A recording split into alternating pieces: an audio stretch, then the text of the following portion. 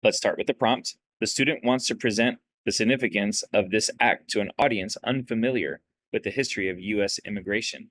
So we're presenting the significance of the act, but our audience is unfamiliar with the history of U.S. immigration. So we're going to need both things to show up. So let's look at the first answer choice. A, almost 70% of the slots were reserved for immigrants from Great Britain, Ireland, and Germany at the time the act was proposed. So here, we're kind of assuming that people are familiar because they're already talking about slots reserved for immigrants. And it's almost like if you don't have any background, you wouldn't know what they're talking about.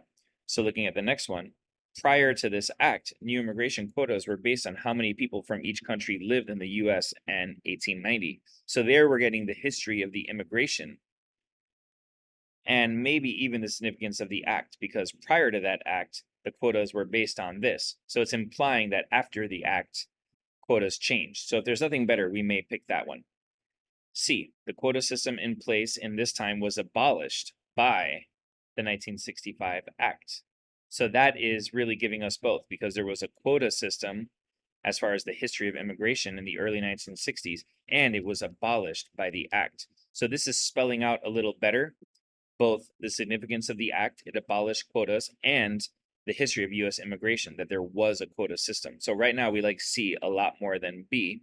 And last but not least, this act abolished national origins quota system, which favored immigrants from Northern Europe. So now we're getting even more details, because instead of just saying that there's a quota system, we're hearing what that actually meant, that there was a quota system, and that meant that immigrants from Northern Europe were being favored. And we're getting the significance because the act abolished all of that. So D is even better than C.